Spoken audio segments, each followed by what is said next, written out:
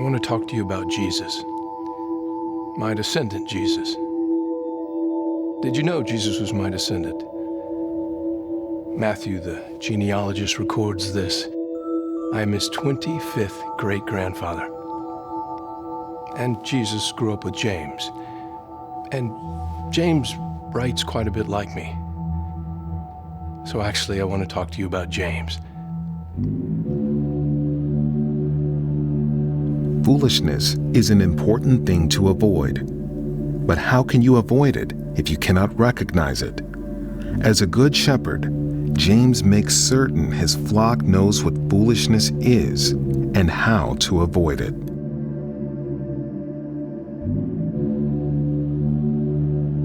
James grew up in a family that loved reading my writings, and those of my father, King David. James loved our writings so much that he even writes quite a bit like us.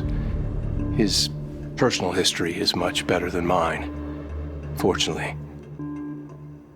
God blessed me by making me the wisest man who ever lived. Many people know this. Unfortunately, that didn't keep me from being foolish as well, although it should have. 700 wives of royal birth and 300 concubines. No one knows more about foolishness than me. And that's just one example.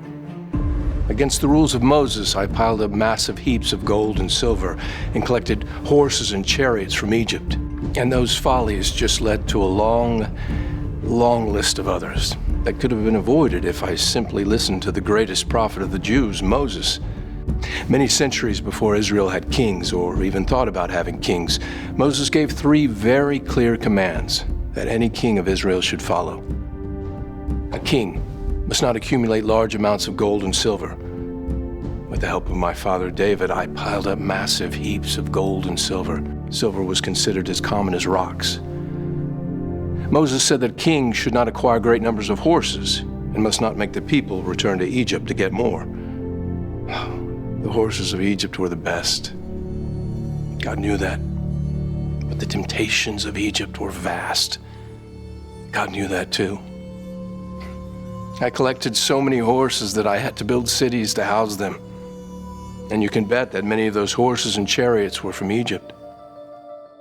Most importantly, Moses commanded that a king should not take many wives or his heart would be led astray. I violated that command in an extraordinary way. I took 700 wives of royal birth and 300 concubines. Many of those wives worshiped foreign gods, and I let them lead me into idolatry. Worse, I was the primary cause that so many Jews became idolatrous. My actions led directly to the downfall of Israel. No one was more foolish than me. I wrote many wise sayings about folly, fortunately for you, and compiled them in the books you know as Proverbs and Ecclesiastes. Read and learn them as James did, so that you can avoid my mistakes. That's my recommendation anyway. One of the craziest things about the Bible is that it talks about its heroes' follies, stories that would have been killed by any good marketing group today. But God knew that learning from people's mistakes was as important as learning from their wise choices. The history of the early church was replete with both wise choices and foolish choices. As an example, here's a short list of huge follies that you can spot if you read just the first 5 chapters of Dr. Luke's church history book of Acts. The betrayal of Jesus by Judas, which was compounded by Judas's suicide. The people who do not believe Peter on Pentecost or the other times he preached or healed people. The Sanhedrin, who refused to believe Peter, but persecuted the Christians instead. Ananias and Sapphira, trying to deceive the Holy Spirit. People have an incredible capacity to be foolish. James warned of foolishness in at least 6 specific areas.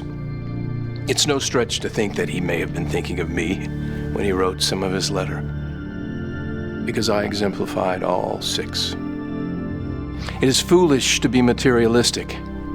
But the rich man should be humble, since he will pass away as the flower of the grass. For the sun rises with burning heat and burns up the grass and the flower on it.